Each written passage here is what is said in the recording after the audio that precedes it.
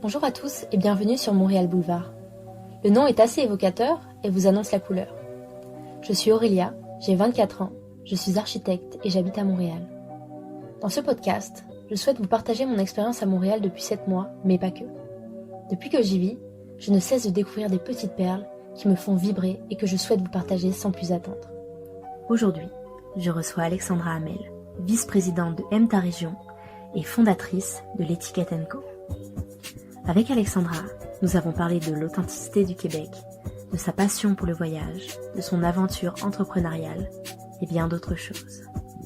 Bonjour, aujourd'hui je suis en compagnie de Alexandra qui est la vice-présidente de M Ta Région, c'est bien ça? Bonjour. Donc déjà merci de me recevoir dans l'incubateur de start-up qui s'appelle MT Lab, c'est ça? Exactement. Tu me disais tout à l'heure, tu me parlais un petit peu de ça, est-ce que tu pourrais nous expliquer rapidement ce que c'est et pourquoi vous êtes ici? Oui, en fait le MT Lab, c'est une initiative de Tourisme Montréal, de Pierre Belrose de Tourisme Montréal, qui s'est joint avec l'UQAM, ce sont les deux qui sont fondateurs, et avec plusieurs partenaires, ils sont une douzaine, dont la CEPAC, l'Aéroport de Montréal, Air Canada, l'Alliance touristique du Québec, ils se sont mis ensemble, en fait il m'en échappe, là, il y en a 12 au total, mais ils se sont mis ensemble pour créer le premier incubateur d'innovation dans le domaine du tourisme, de la culture et du divertissement en Amérique du Nord. Ok, super. Donc, voilà. Oui, parce que là, on est dans les bâtiments de l'UQAM, en fait. Exactement, 7e étage, place des festivals. Ok, dans le plein centre de Montréal. Exact, ouais. Là où ça bouge. Donc déjà, Alexandra, est-ce que tu pourrais te présenter et nous présenter ton parcours? Oh boy, ok. Combien de temps on a? On a le temps. On a le temps. Écoute, ben oui, alors mon nom c'est Alexandra Hamel, je suis vice-présidente stratégie chez M Ta Région. Ça fait très peu de temps que je me suis joint à l'équipe, mais ça fait longtemps que je suis le projet avec un bras de distance et que je connais Mathieu Cloutier qui est le fondateur et CEO de l'entreprise. Donc j'ai joint l'équipe cet été et je connais Mathieu et je connais le projet de M Ta Région qui est bien plus qu'au stade de projet maintenant. Là, je pense qu'on peut en phase de croissance bien établie. Ça fait à peu près 3 ans. Donc, comment on s'est rencontrés? En fait, moi, j'étais déjà entrepreneur. Ça fait 2 ans, j'avais parti d'une autre entreprise que j'ai toujours, qui s'appelle l'Étiquette & Co, qui revoit le concept des coffrets cadeaux, qui met de l'avant les plus beaux produits qui sont faits à la main au Québec et principalement du Québec. Donc, c'est 70% des objets. Donc, c'est vraiment sur le storytelling, sur moins d'objets, plus de valeur, plus d'histoire. Et dans le fond, on avait une mission similaire. On s'est rendu compte, Mathieu et moi, de faire découvrir des adresses ou des producteurs ou des gens, des entrepreneurs qui ont démarré des entreprises qui font l'âme d'une localité, qui représentent bien l'âme du Québec. Voilà. Donc, dans le fond, moi, je le faisais de façon physique à travers l'Étiquette & Co et Mathieu le faisait en faisant découvrir les adresses à travers M Ta Région. Et on travaillait dans le même espace de coworking, les deux en habitant à Joliette. Donc, on s'est mis sur les heures de lunch à brainstormer sur nos modèles d'affaires respectifs et on s'est rendu compte qu'on avait des objectifs similaires, qu'on travaillait très bien ensemble, qu'on était complémentaires à certains égards au niveau de nos forces dans l'entrepreneuriat. Et on a décidé de s'allier le projet, donc de faire une fusion. On a un projet avec l'Étiquette & Co, avec la nouvelle plateforme sur laquelle on travaille avec M Ta Région, de joindre une partie physique, si on veut, aux abonnements pour faire découvrir des produits physiques. Ok, parce que justement, on n'a pas précisé, mais est-ce que tu pourrais nous expliquer ce que c'est M Ta Région? Parce qu'on a touché quelques mots. Oui, effectivement. Pour nos auditeurs. Oui, absolument. Alors, M Ta Région, c'est une plateforme numérique qui fait découvrir les plus belles adresses qui font l'âme d'une localité, comme je disais tout à l'heure, et qui récompense généreusement tous les visiteurs, tous les membres qui vont faire une découverte chez un de nos partenaires. Donc, à la première visite, c'est ça. C'est une plateforme de rencontre entre des gens passionnés qui ont un secteur d'activité soit qui touche l'industrie du tourisme. Donc, ça peut être la gastronomie, ça peut être de l'achat local, ça peut être un producteur, une microbrasserie, ça peut être culturel, comme des musées, des activités en plein air, des parcs et tout ça. Donc, tout ce qu'un touriste peut faire. Ça, c'est un de nos partenaires potentiels ou un de nos partenaires actuels qu'on a. Et puis, nos membres, c'est des gens qui désirent découvrir ces adresses-là. Et à chaque fois qu'ils utilisent notre plateforme, ils sont géolocalisés. On leur pose des adresses à proximité pour leur faire découvrir ces adresses-là. Et à chaque fois qu'ils vont découvrir une de ces adresses va avoir un privilège qui va leur être remis de minimum 25%. Voilà, parce que c'est dans tout le Québec, en fait. Ça, il y a des adresses... En fait, on est dans 9 des 17 régions du Québec en ce moment, et on vise d'avoir couvert tout le territoire du Québec d'ici à la fin de 2020 et de doubler nos partenaires. En ce moment, on est dans une période de grande croissance. En fait, la croissance, elle est quand même constante depuis les 4 dernières années, année où a commencé MTA Région. Alors, on double à chaque année et le chiffre d'affaires et notre communauté. Donc, on a plus de 71 000 membres sur notre plateforme et plus de 1000 partenaires dans nos 9 régions. Voilà. Parce qu'en fait, moi, je suis membre du coup de MTA Région depuis que je suis arrivée. Et c'est une sorte de passeport, c'est comme ça que vous l'appelez, une sorte de carte annuelle? En fait, ça a commencé avec des cartes de membres. Maintenant, on est rendu 100% numérique. Donc maintenant, c'est l'application qui remplace la carte, mais c'est la même chose que la carte. Donc quelqu'un qui a déjà une carte, qui veut utiliser sa carte, la carte, dans le fond, c'est le numéro de membre qui est dessus. Donc peut présenter sa carte, mais maintenant, il peut présenter simplement l'application parce que c'est le même numéro de membre qui est donc encodé, utilisé vraiment... complètement, on est complètement techno maintenant. Ouais, c'est ça, c'est super pratique. Moi, je plus agile. Comme tu disais, ça géolocalise. Donc, dès qu'on est dans un endroit, on peut regarder. Même à Montréal, il y a énormément d'adresses. Ne serait-ce qu'à Montréal. Et du coup, on géolocalise. On voit qu'il y a un café, un resto, un bar. Alors, c'est une initiative qui a commencé. Le projet a commencé à Joliette. Je sais pas si tu connais. Oui, c'est là où j'habitais quand Joliette. Ok, non, la ville de Joliette. Ah oui, pas la station. Ok. Non, mais je vois, c'est en direction de Québec. C'est en fait au nord-est de Montréal, environ 1 heure. C'est dans la Naudière. C'est les plus grandes villes du nord de la Naudière. Et donc, le projet a commencé là. Et maintenant, on a plus de 200 partenaires dans autour de la région de Joliette, et on a touché à peu près 4% des ménages. Puis on s'est rendu compte que ça, c'est un bon équilibre, en fait. Et pour les gens de la Naudière qui écouteraient le podcast, eux, c'est notre communauté fidèle, celle qui a tout subi. On leur doit probablement des excuses pour tous les tests qu'on a fait. Alors, on a eu les passeports région, multi-région, des cartes, plus de cartes. Mais vous savez, quand on a eu un guide physique au début et tout ça, donc ils nous ont suivis, ils sont toujours fidèles à tous nos partenaires qui sont là. On a changé, on a essayé beaucoup de choses sur le terrain. Vous savez, quand on part un projet d'entreprise, il y a des tests qui se font. Et ce que je faisais, c'est qu'au bout de 4 ans, on n'a jamais terminé, on va se le dire, mais on a, disons, terminé notre période de gros brouillon, puis on a envie de passer au propre avec la nouvelle plateforme, la nouvelle technologie qui va sortir en avril prochain. Donc, on travaille parallèlement à la plateforme qui existe actuellement à vraiment prendre toute la connaissance qu'on a acquise dans les 4 dernières années pour la nouvelle plateforme qui va sortir en avril, qui va être beaucoup plus performante, qui va avoir beaucoup de fonctionnalités nouvelles, et pour les utilisateurs, et pour les partenaires. Ça va donner encore plus envie, du coup, de l'utiliser pour ceux qui n'ont pas encore aimé sa région. Est-ce que tu peux nous dire en quoi le Québec a un grand potentiel touristique? Ah mon Dieu, oui. Je veux dire, juste par la grandeur du territoire, je pense les 17 régions différentes avec les paysages différents qu'on peut y découvrir. On peut vivre des expériences complètement différentes des îles de la Madeleine jusqu'à l'Outaouais. Je veux dire, il y a vraiment beaucoup à explorer. Il y a des endroits, il y a des régions du Québec que je n'ai moi-même jamais explorées, même si je suis allée en Afrique, en Asie plusieurs fois, en Australie, parce que cordonnier mal chaussé, souvent on a toujours l'impression qu'on a une opportunité d'aller dans un autre pays, on se dit quand est-ce que ça va se représenter comme opportunité, puis on est porté à sortir, mais on a des trésors bien cachés de nature, de grands parcs, et je pense que pour les Québécois, ça semble une évidence d'avoir accès à autant de nature, et c'est quelque chose qui est vraiment, vraiment précieux, et que beaucoup de touristes de l'extérieur aiment nous rappeler. Cet accès-là à la nature, à la proximité qu'on peut avoir à la nature, on peut se sentir unique au monde dans des endroits et croiser personne pendant 3 jours, si on peut aller se faire dans le bois sans problème, dans plusieurs parcs. Donc, vraiment, il faut en profiter. Puis, il y a une belle richesse culturelle également, une belle diversité aussi. Oui, parce que le Québec, il s'étend vraiment jusque, je sais pas comment ça s'appelle, Enfin, ça va très très haut en fait. Absolument. C'est le Nunavik, c'est ça, la partie qui est super haute au Québec? Oui, ben en fait, t'as tout le Labrador. Ouais, c'est ça, tout le Labrador. Pas grand monde qui explore. Ouais, mais il y a quand même des choses à... Quand on regarde la carte, ça en fait partie, quoi. Et c'est vraiment, oui, définitivement. Il y a quelques villages, mais il y a quelques personnes. C'est possible de visiter ces territoires-là. Ouais. C'est fou, en fait. Moi, je me rendais pas compte avant d'arriver que c'était si grand et que ça s'étendait si haut. Est-ce que tu peux nous présenter les différents types de lieux? Tu as commencé un petit peu à le faire, mais les différents types de lieux qu'on peut trouver dans ta région? Dans ta région, en fait, c'est nos secteurs d'activité.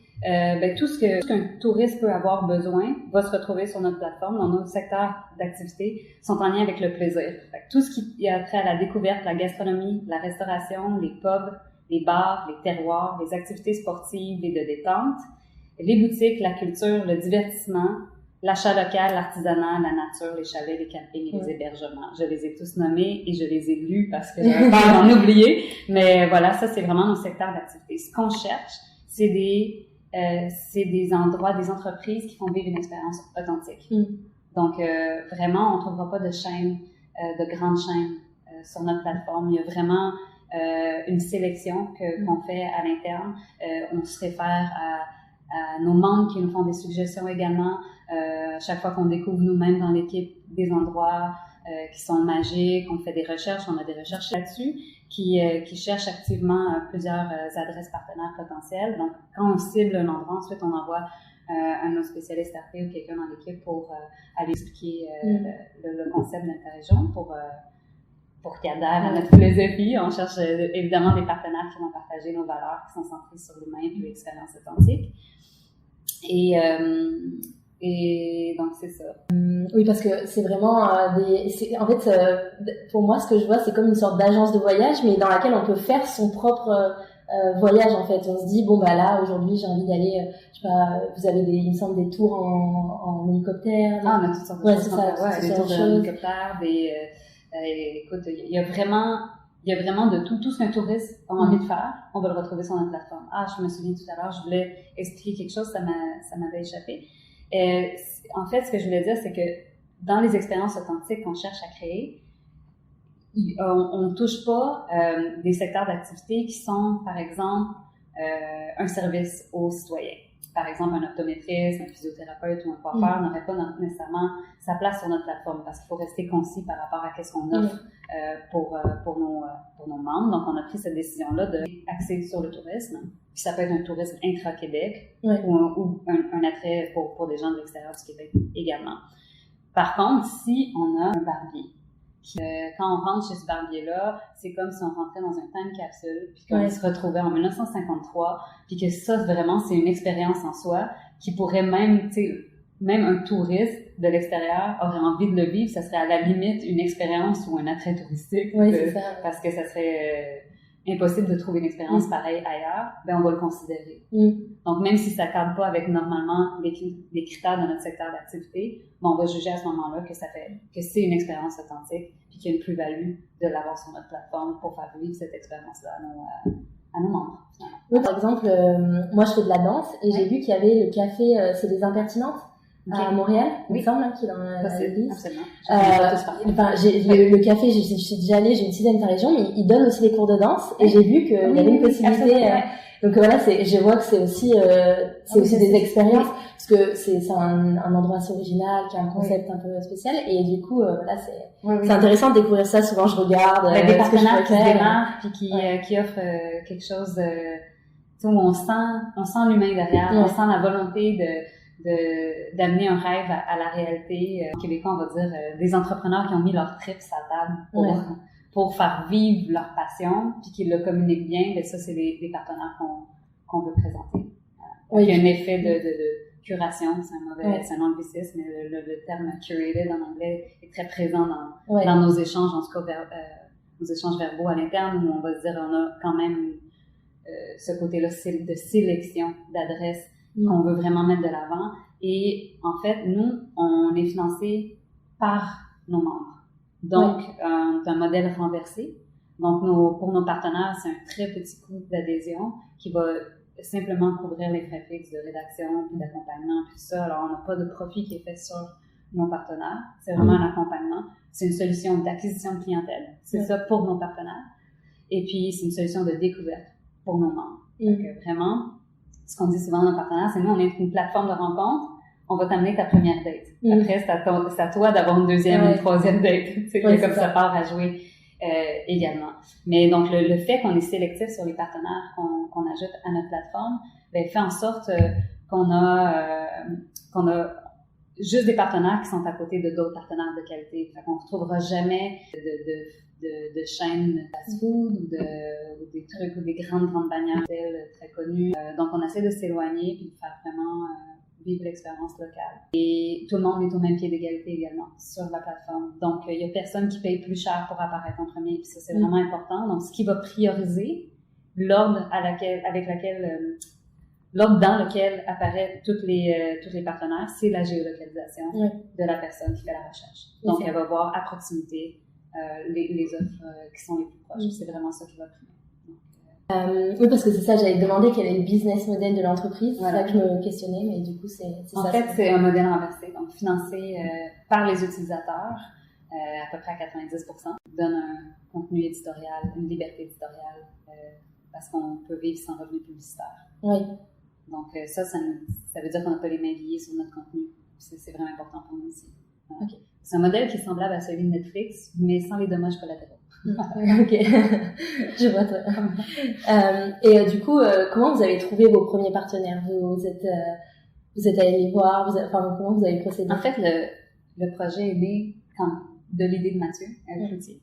Et quand il y a eu cette idée-là, en fait, le projet est né en 2015, mais il a passé 1 an à partir de 2014 à monter le projet en amont, avant de lancer le premier guide à ce moment-là. Donc, il est allé voir les 200 premiers ou 400 premiers, je ne me rappelle plus exactement combien, partenaires, parce qu'il y avait cette idée-là de créer cette communauté locale. Donc, c'était vraiment centré sur la Naudière.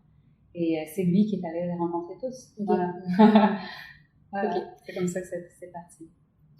Et comment vous avez découvert qu'il y avait une demande dans ce domaine-là, aussi bien des entreprises que de la clientèle, parce que finalement, pour avoir cette idée, il faut se dire aussi, faut entendre les gens peut-être parler de ça. L'idée est venue de Mathieu en voyage, quand il était en Nouvelle-Zélande, et il faisait un voyage où il essayait de trouver des adresses qui faisaient vivre justement une expérience locale. Puis c'est souvent ça qu'on cherche quand on est en voyage. On veut pas se ramasser dans le truc super touristique. Puis des fois, on va sur des plateformes assez connues, puis on voit les ratings, puis on se dit « Ok, ça a l'air d'être populaire, très populaire, ça a l'air d'avoir des bons ratings, fait que je vais y aller. » Puis des fois, on se rend compte qu'il n'y a pas un seul local dans la place. On s'est retrouvé dans un endroit qui est malheureusement peut-être un petit peu comme stéréotypé. Et puis c'est assez décevant comme expérience de voyageur. Et on cherchait, Mathieu cherchait, maintenant je vais parler au on parce que c'est vraiment Aime ta région aujourd'hui, c'est la mission de ça. Donc on cherche à simplifier l'utilisation, en fait que l'utilisateur trouve sur notre plateforme tout ce dont il a besoin pour vivre une expérience de voyageur en toute simplicité. Complète en fait. Complète. Donc de ne pas avoir à ressortir sur différentes plateformes. Souvent, chaque service va travailler sa verticale. Donc, si on cherche justement un truc en activité extérieure, on va chercher.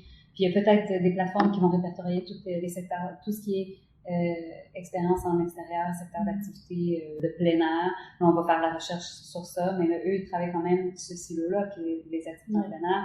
Quelqu'un d'autre qui va travailler juste l'hébergement. Bon, évidemment, on connaît les grands noms, on n'a pas besoin de les nommer. Et ensuite, les restaurants, alors ça va être que les restaurants. Puis pour l'utilisateur, encore si les Québécois, c'est une chose parce qu'il y a des bonnes chances qu'ils connaissent ces plateformes différentes-là.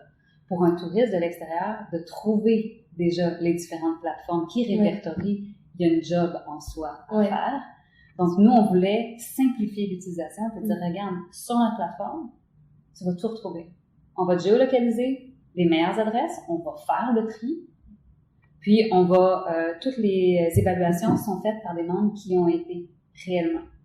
Donc, on peut juste évaluer une entreprise, un de nos partenaires, si on a vécu l'expérience et si on a vraiment consommé sur place. Au moment de payer la facture, on présente notre membership, on reçoit notre privilège et après ça, on a la possibilité d'évaluer l'expérience qu'on vient de vivre.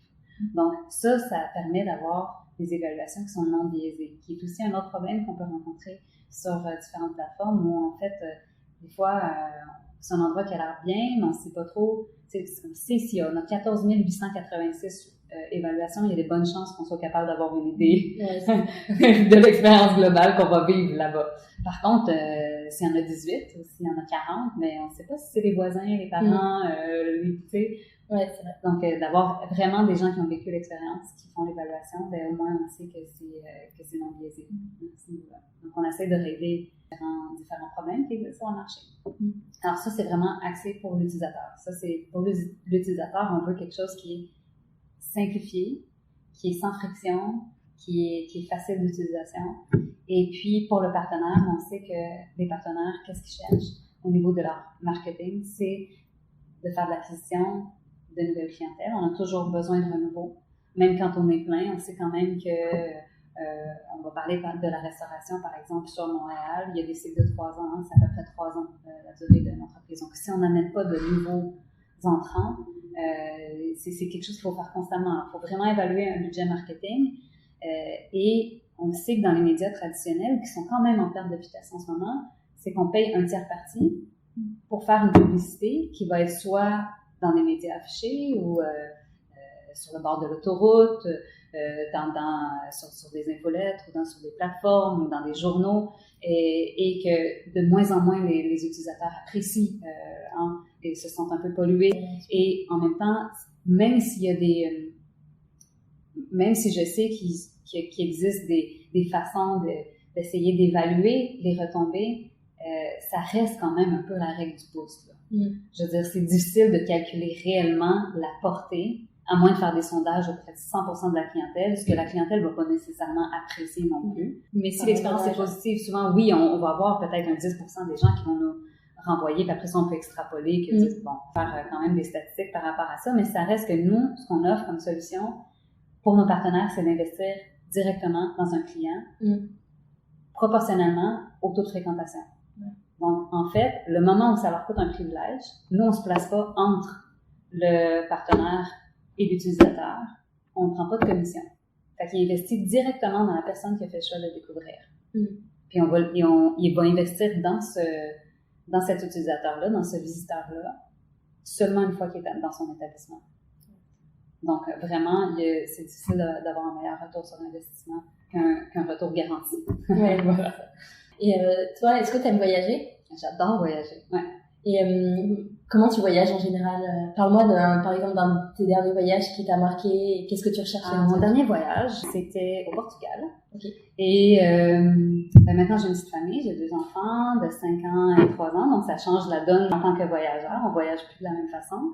Mais c'était fantastique. C'était un voyage qu'on a fait avec toute ma famille. En fait, on était 12. Donc, nous, on s'est loué des villas et on a vraiment profité de la région de Lisbonne, Sintra. On a passé une semaine dans ce coin-là. Ensuite, on a fait une semaine en Algarve. Puis, on voulait être tous ensemble, cuisiner ensemble, vivre des expériences locales aussi. Moi, j'adore marcher, j'aime explorer, j'aime découvrir tous les petits endroits nichés. J'adore la culture, j'adore des musées. Fait que je suis... bon, c'est ça. Même dans ma famille, c'est pas tout le monde qui a le même profil. Puis ce qui est intéressant, c'est qu'on était tous très autonomes de faire ces découvertes-là. Donc, oui, je voyage pas mal. Je voyage en gang. J'ai voyagé pack-sac, sac à dos. J'ai fait des safaris en Afrique. J'ai été au Japon le mois de mai dernier, la Chine, le Vietnam avec un bébé de 6 mois. Non, mais je peux dire une pas pire voyageuse. Et du coup, c'est quoi qui t'a décidé de te tourner vers le domaine du tourisme dans ton travail? En fait, c'est vraiment un peu par hasard. En fait, c'est toutes les expériences de vie que j'ai eues qui ont fait en sorte que je me suis retrouvée ici, là, comme tout le monde pourrait, évidemment. C'est la même chose pour tout le monde. On se retrouve ici avec toutes nos expériences de vie. Moi, j'ai étudié en histoire de l'art au niveau du baccalauréat. J'ai fait ma maîtrise en muséologie, donc mon intérêt pour les musées vient de là. Mon intérêt pour les voyages, je l'ai toujours eu, je pense. Je sais pas d'où je tiens ça. C'est peut-être héréditaire, une famille quand même de gens qui aiment voyager également et découvrir. J'ai eu la piqûre assez jeune. Moi, à 16 ans, je voulais partir en Colombie-Britannique puis passer l'été là-bas. J'avais pas peur de voyager seule. Je voulais aller là-bas pour être en immersion en langue seconde. Fait que j'ai passé un été complet à Victoria. J'ai eu mes 17 ans là-bas. Ça a été ma première initiation au voyage seule. Quand j'ai fait ma maîtrise en muséologie, j'ai été faire mon stage au musée de l'Orangerie à Paris. Ah, ok. J'ai passé quelques mois là-bas. Donc, en fait, ça c'est mon background, mais j'ai divergé de ce domaine-là pour aller plus en événementiel, parce que moi, je voulais vraiment monter des expositions dans le musée. Et puis, c'est quand même pas si facile d'avoir de contrat en contrat pour faire ça. Donc, j'ai fait quelques expos, mais j'ai commencé à avoir des contrats qui étaient en événementiel. Et puis, en événementiel, j'ai commencé à me spécialiser plus dans ce qui était vin et gastronomie. Puis dans des établissements relais château, un en particulier. Puis j'ai vraiment eu ma plus grande expérience de travail à travers cet établissement-là, où j'ai mis sur pied tout le service de traiteur de cet établissement. Et je me suis réalisée vraiment très entrepreneur dans ce projet-là. Et j'ai réalisé que j'ai toujours eu envie, finalement, j'ai un côté très créatif. Donc, j'avais envie d'exploiter cet aspect-là. Puis, quand j'ai déménagé à Joliette, pour des raisons familiales, parce que mon mari a pris la tête du musée d'art de Joliette, j'ai dû me réorienter parce que le trafic faisait en sorte que j'avais 2 très très jeunes bébés. En fait, j'avais des enfants de 2 ans tout juste et de quelques mois à la maison. Puis comme jeune maman, les heures qui étaient demandées, la présence qui était demandée pour ce type de poste-là, en événementiel, c'est beaucoup extra les heures de travail. Et pour bien l'opérer, il faut être disponible. Donc, j'ai eu un changement de carrière. J'ai travaillé un mandat de développement des affaires pour un traiteur dans la Naudière. Et puis, au bout de quelques mois, j'ai décidé de partir en affaires. Donc, j'ai démarré l'étiquette éco à ce moment-là. Puis 2 ans plus tard, c'est en rencontrant Mathieu. Mais finalement, tous mes acquis, mes expériences que j'avais pu vivre à travers mon parcours de professionnel m'ont amené là où je suis. Ouais, en fait, tout a servi, en fait, tout ce background-là, et sert aujourd'hui, et c'est comme un package super complet, quoi. Ouais, c'est ça, en fait. Puis, tu sais, le fait d'être capable de comprendre la réalité du secteur de la restauration, d'avoir été dans des évaluations, d'avoir géré ma propre entreprise, pendant 2 ans, je la gère toujours aussi, d'avoir une vision qui est quand même 360 sur le type de projet que ça peut représenter. Un leadership naturel quand même avec l'équipe. Je me retrouve vraiment à ma place. Et comment tu gères ton entreprise en parallèle de ton travail chez MTA Région? Mais en fait, c'est 2 ans à mettre sur pied qui était plus difficile parce que c'était au niveau de structurer toutes les opérations et tout ça. Maintenant, je suis rendue dans une phase où ça roule quand même. La boutique est en ligne. C'est sûr que j'ai mes calendriers, j'ai mes objectifs, je le travaille, je m'y consacre une journée et demie par semaine environ. Mais je dis une journée et demie, mais c'est jamais ça vraiment parce que le soir, le matin, le midi, la fin de semaine, fait que de toute manière, on est entrepreneur, on compte plus nos heures. Je pense que ça me déprimerait de le faire. C'est une forme de passion d'un moment, j'imagine. Oui, non, mais quand c'est à nous, je pense que si je commence à compter mes heures, il vaut mieux que je change de domaine. C'est ça, ça sera plus. Je me sens très libre. J'avais lu en quelque part, attends, faut que j'essaie de me rappeler. C'est une super quote. C'est comme les entrepreneurs, c'est les seules personnes qui, pour pas faire 40 heures semaine, en font 80. C'est quelque chose comme ça. En tout cas, j'avais trouvé ça quand même drôle, puis c'est assez représentatif, mais j'ai pas l'impression de travailler. Donc, c'est sûr qu'avec l'étiquette éco, il y avait beaucoup de projets sur mesure que là, il a fallu que j'apprenne à dire non à certains trucs, ou qui me demandaient tellement un travail qui était hors ce que j'avais en main, qui demandait énormément de recherche. Donc, j'ai dû renoncer à certaines... choisir, c'est renoncer. Hein? Donc, oui, j'ai dû renoncer à certaines choses. Et je sais qu'on est en période de transition pour que l'étiquette trouve sa place sur la nouvelle plateforme de MTA Région. Et donc, on travaille en parallèle pour l'instant, mais avec toujours l'idée de rejoindre les 2 plateformes dans quelques mois. Donc ce sera lié plutôt à des cadeaux, c'est ça, Oui, en fait, c'est l'abonnement, comme il est complètement virtuel en ce moment, c'est quelque chose qui, quand on le donne en cadeau, des fois, recevoir un abonnement virtuel, c'est comme, ça manque un peu de love. Même si tout le love, on le reçoit sur le terrain, tout l'amour, toute la beauté de notre concept, c'est la magie qui s'opère sur le terrain. Mais quand on veut l'offrir en cadeau, ça peut être bien d'avoir, disons, tous des produits de chez nos partenaires. Donc, c'est une visibilité supplémentaire aussi pour nos partenaires. Mais ça permet de vivre déjà à petite échelle, en microcosme, un peu la magie qu'on va découvrir sur le terrain. Et comment tu arrives à gérer ton temps dans ton quotidien entre tout ça, et puis tu as des enfants, etc. Comment tu gères, tu t'organises? En fait, j'aime un peu les journées qui se ressemblent pas. Là. Je suis quand même assez bien, j'ai besoin d'être stimulée vraiment dans mon environnement de travail. Par contre, j'ai des rituels, des choses que je dois répéter, puis tout ça. Moi, je fais du sport tous les matins en me levant. Ok. Tu fais quoi comme sport? Je vais courir, je vais faire l'entraînement en salle, c'est en circuit. Ouais, ça dépend. Comme ça dépend, mais en fait, j'ai mon petit horaire. J'y vais entre 30 et 45 minutes tous les matins. Puis c'est là où je vais comme canaliser l'énergie. Je crois beaucoup à un esprit sain dans un corps sain quand même. Ça m'aide vraiment à me sentir plus forte physiquement, m'aide à me sentir plus forte dans ma tête. Évidemment, moi, je suis plus de la routine du soir avec les enfants. Donc, j'ai trouvé un pattern avec mon mari qui fait en sorte que lui va plutôt les reconduire le matin, tout ça. Moi, je vais les chercher le soir. Donc, on a des sauf un soir par semaine. Bref, on s'est fait un horaire là, qui fonctionne, malgré, puis qui semi-fonctionne parce qu'à toutes les semaines, il y a des choses, des choses qui s'adaptent. Puis j'ai la chance d'avoir un super beau réseau, d'avoir des parents qui sont disponibles, puis sans qui j'aurais probablement pas l'équilibre mental que j'ai en ce moment, et je pourrais probablement pas faire la moitié des projets que je fais, simplement parce qu'ils me donnent ce support-là. Donc, mes parents, mes beaux-parents, j'ai des voisins extraordinaires aussi, vu qu'on n'a pas nos parents à proximité, donc qui nous donnent un bon coup de main, puis notre réseau est essentiel, en fait. C'est vrai que c'est un tout, en fait, qui fait partie de l'équilibre. Absolument. Pour revenir à Aime ta région, est-ce que pour le temps des fêtes qui arrivent, est-ce qu'il va y avoir des petites choses prévues ou bien, je sais pas, des partenariats, enfin, tu parlais évidemment des partenariats Étiquette & Co. Oui, en fait, ça sera pas pour Noël cette année, ça va vraiment être pour l'année prochaine. Par contre, Étiquette & Co est en ligne en ce moment et offre des coffrets cadeaux, donc, mais c'est juste que c'est deux plateformes distinctes pour l'instant. Donc, pour Aime ta région, nous, on encourage évidemment tous nos membres à offrir des abonnements. C'est un cadeau qui est 100% co-responsable. Les plus belles adresses, c'est un investissement parce qu'au coût de 60$, c'est le coût de l'abonnement, 59,95$. Et ils vont faire découvrir les plus belles adresses et faire économiser à la personne à qui ils offrent le cadeau en moyenne entre 300 et 500$ par année. Donc, même en entreprise, c'est un cadeau qui se donne super bien, surtout pour les patrons qui voudraient donner des bonus de 500$ à tout le monde, mais qui ont juste 60$ de budget. C'est ça.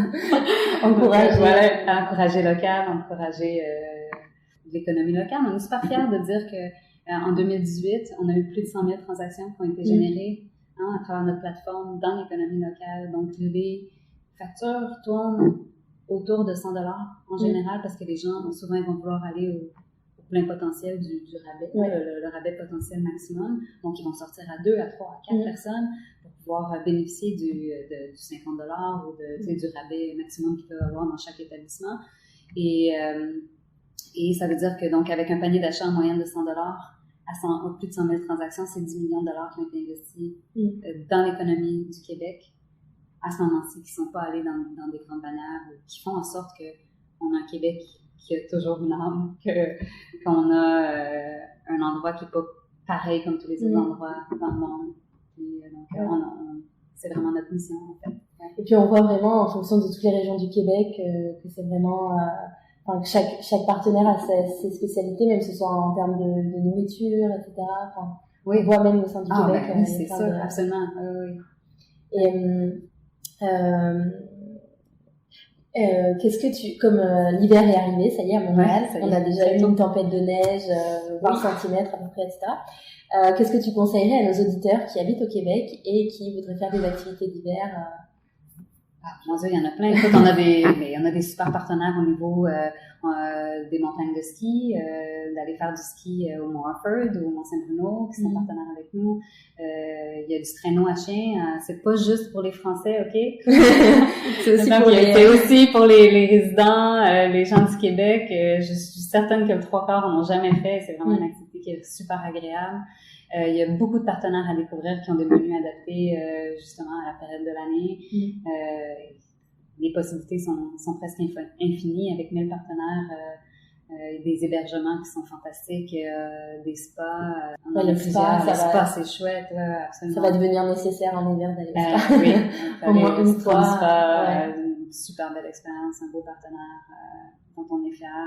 On en a tellement plusieurs, mais c'est sûr qu'il y a des adresses, là, je veux pas favoriser un plus que l'autre, mais on a des partenaires qui font vraiment vivre une expérience locale, mais qui sont très chaleureux, tout ça.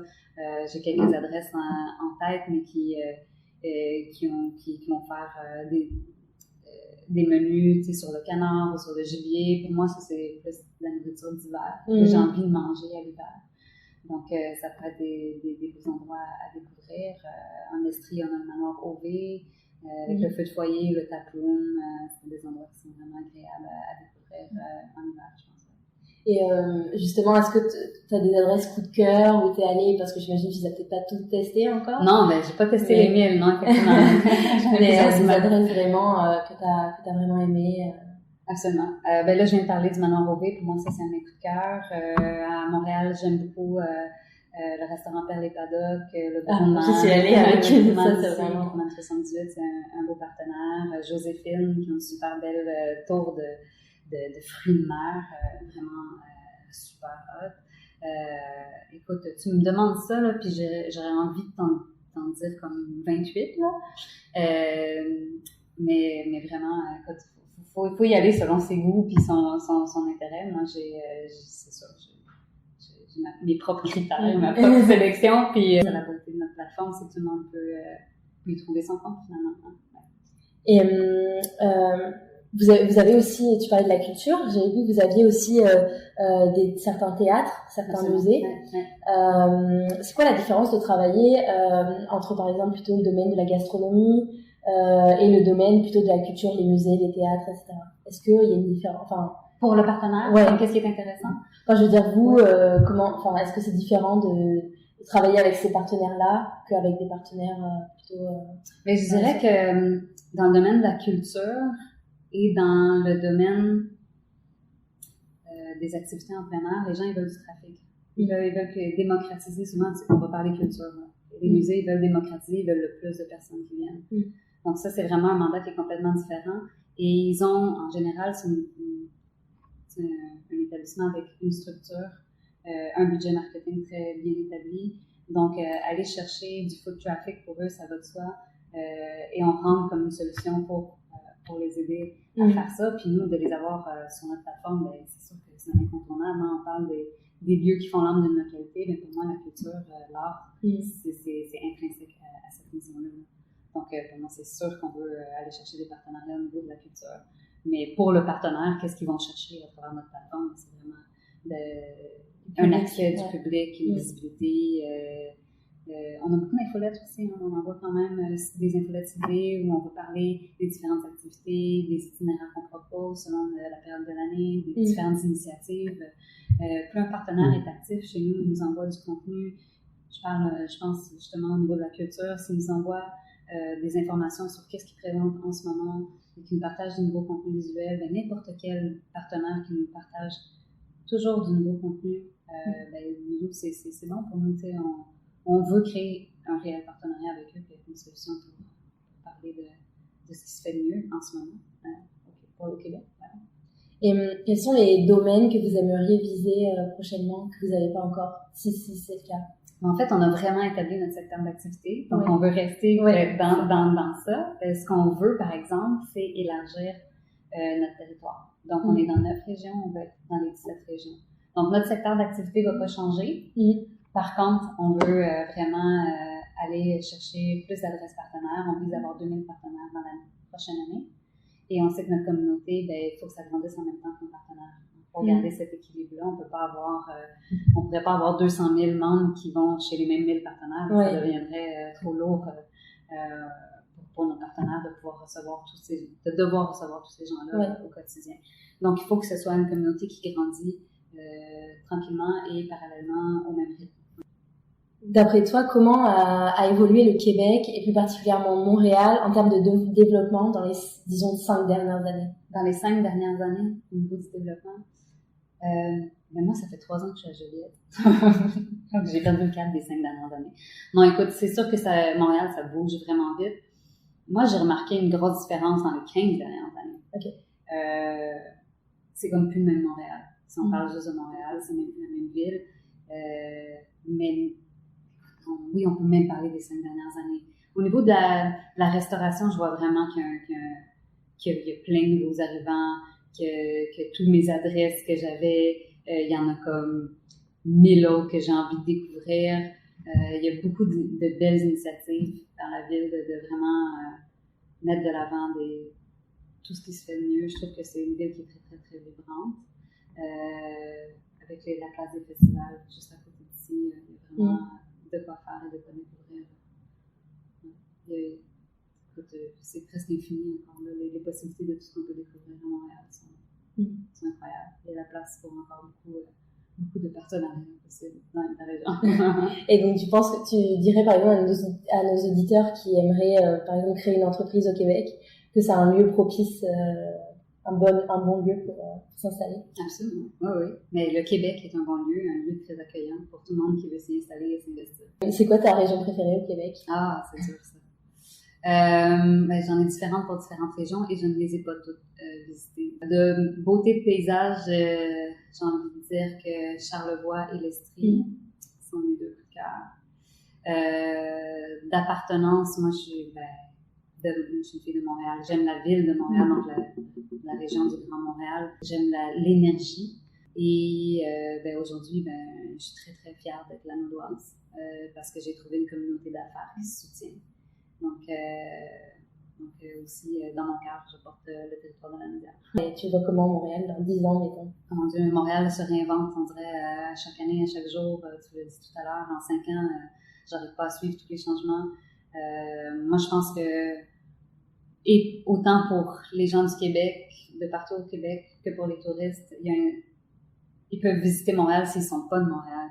Même s'ils sont de Montréal, ils peuvent revisiter leur ville à chaque 5 ans, chaque 10 ans, et visiter une ville qui est complètement nouvelle. C'est ça qui est excitant. C'est une ville qui se renouvelle constamment. Ouais. Et toi, est-ce que tu as des projets futurs, que ce soit professionnels, je sais pas? Toujours des projets futurs. Ouais. On veut, en tout cas avec ta région, je peux parler des projets qu'on a une fois qu'on va avoir atteint notre 4% des ménages, on avait discuté, qui est comme notre équilibre, qu'on a évalué, qu'on a testé dans la région de la Lanaudière. On veut sortir du Québec. Donc, sortir du Québec avec la nouvelle plateforme. Puis, il n'y a aucune raison que cette solution-là ne fonctionne pas ailleurs, parce que partout au monde, il y a des adresses à découvrir. Et partout au monde, il y a des gens qui vont avoir envie de les découvrir, et des voyageurs. Donc, c'est vraiment une bonne plateforme. Ça console sur le monde. Ouais, ok. Y a-t-il une personne qui t'inspire, un mantra au quotidien? Un mantra. Il y a plusieurs personnes qui m'inspirent. Mais ça peut être juste des personnes que je connais au quotidien, qui font partie de mon cercle. Certaines personnes pour leur résilience. Certaines personnes vont m'inspirer. Certaines personnes vont m'inspirer négativement pour des choses à ne pas faire. Ouais, c'est aussi important d'en parler. C'est aussi important d'en parler, voilà. Mais de personnalités connues, tu sais, ça va avoir super cliché, là.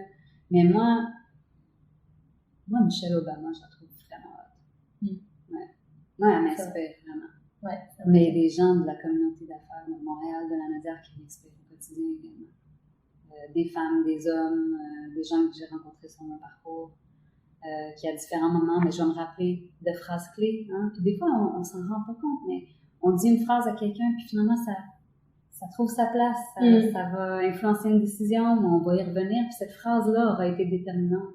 Oui, puis j'ai une mentor en affaires, qui m'aide beaucoup, en fait, qui travaille ma personnalité d'entrepreneur plus que mon projet. Hein. C'est pas une coach d'affaires, c'est vraiment une mentor.